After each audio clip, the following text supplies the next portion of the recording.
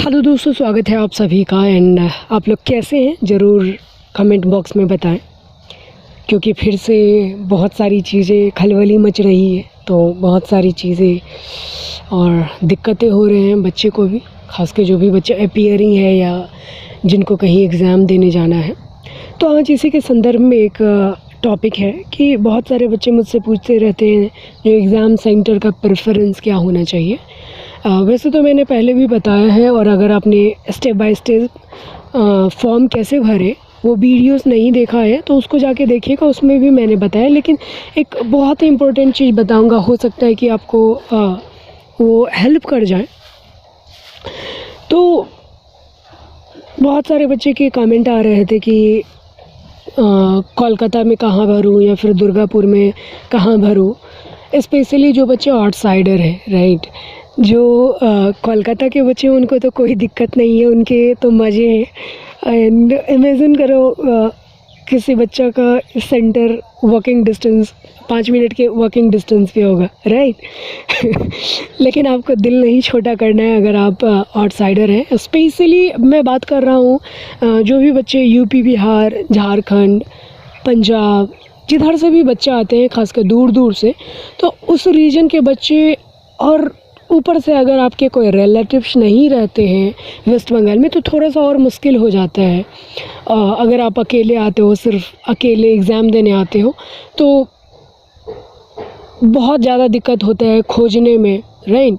और पिछले कुछ सालों में मैंने देखा है बहुत सारे बच्चे एग्ज़ाम तक नहीं दे पाते हैं।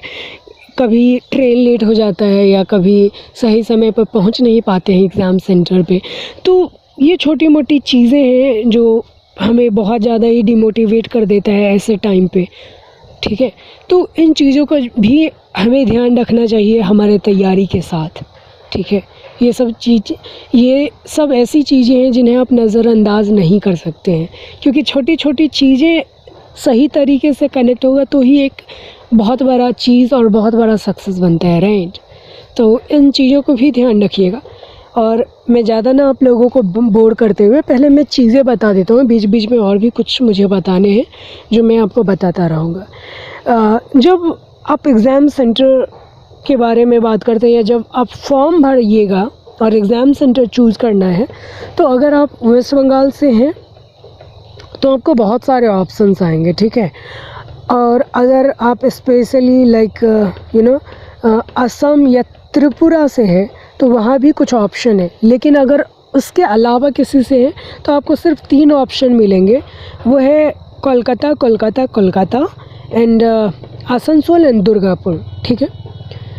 तो अभी मैं ख़ास के आउटसाइडर वाले बच्चों का बात करूँगा, ठीक है।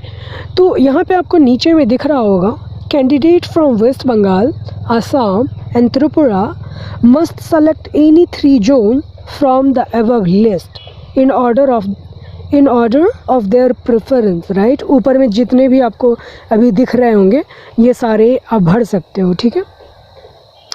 But candidate from other state must select any 3 zones from the following, ठीक है।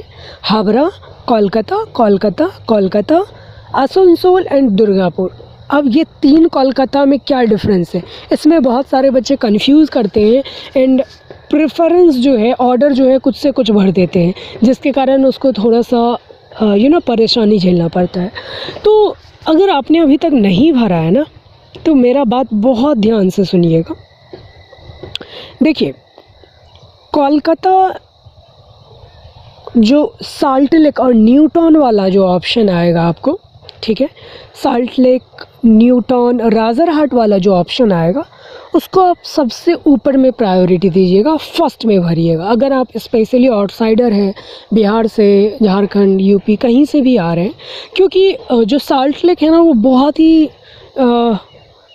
लोग आसानी से आपको वहाँ पहुँचा देंगे। अगर ओला लेते हो या ओला लोगे तो कहीं से कहीं भी पहुँचा सकते, बट इन जनरल अगर आप कोई भी कैब भी लेते हो तो वो आसानी से आपको आपके सेंटर तक पहुँचा सकते हैं, क्योंकि बहुत ज़्यादा फेमस जगह साल्ट लेक, फेमस जगह। अगर कोई भी बच्चे वेस्ट बंगाल के बच्चे इस वीडियो को देख रहे हो तो प्लीज़ इस चीज़ को कंफर्म करना आप लोग कमेंट सेक्शन में, ठीक है। सेकंड जो है, आप बहुत सारे बच्चे, एक चीज़ और मैं कहूँगा, सेकंड ऑप्शन में डिपेंड करता है आप साउथ कलकत्ता भरना, अगर आपका कोई जानकार हो या टॉलीगंज में या मिंटो पार्क में या जादवपुर के आसपास कोई रह रहा हो तो ठीक है। सेकंड ये हो गया। तीसरा जो है, तो आपको जो सेकंड ऑप्शन है वो देना है। थर्ड ऑप्शन में आप हावड़ा दे दो, क्योंकि हावड़ा में जो भी सेंटर आपको पड़ेगा, चाहे उत्तरपाड़ा या सलकिया या जो भी है, वो एक अच्छा ऑप्शन है। तो 3 ऑप्शन आपको मिलते हैं। इस तीनों का प्रेफरेंस और ऑर्डर यही रहेगा। पहला साल्ट लेक वाला डालिएगा, साल्ट लेक और न्यूटन वाला डालिएगा। सेकंड जो है आपको साउथ कलकत्ता डालिएगा, एंड थर्ड जो है हावड़ा डालिएगा। अच्छा, मैं ये क्यों बोल रहा हूँ ना, क्योंकि बहुत ज़्यादा चांसेस होता है कि आपको पहला प्रेफरेंस मिले। मैंने बहुत कम देखा है कि लास्ट वाला प्रेफरेंस अधिकतर बच्चे को मिलता है। ऐसा नहीं होता है। आपके फर्स्ट या सेकंड प्रेफरेंस में ही 90% चांस है जो आपको मिल जाएंगे, ठीक है।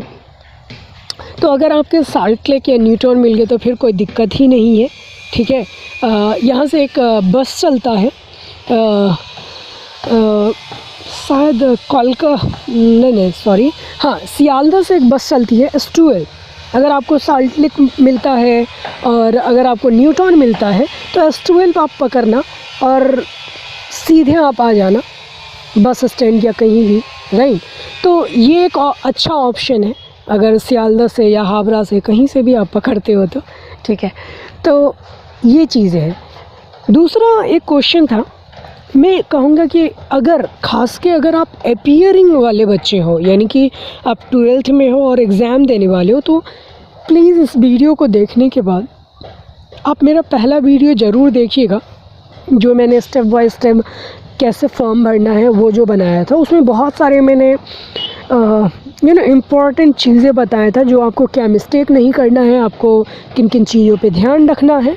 बहुत ज़्यादा आपको अच्छा लगेगा। एक और बात मैं कहना चाहूँगा कि जब भी आपके एडमिट कार्ड आए और आपके प्रेफरेंस के हिसाब से, या आपको अगर साल्ट लेक, न्यूटन या जो भी मिला हो, ज़रूर आप लोग बताइएगा कि आपको आपने प्रेफरेंस क्या दिया था और आपको कहाँ मिला, राइट। तो मैं आशा करता हूँ कि आप लोगों को ये चीज़ें समझ में आया होगा, एंड मैं आशा करता हूँ कि आप लोग गलतियाँ नहीं करेंगे अगर इस वीडियो को देख रहे हैं तो। एंड तब तक के लिए टेक केयर।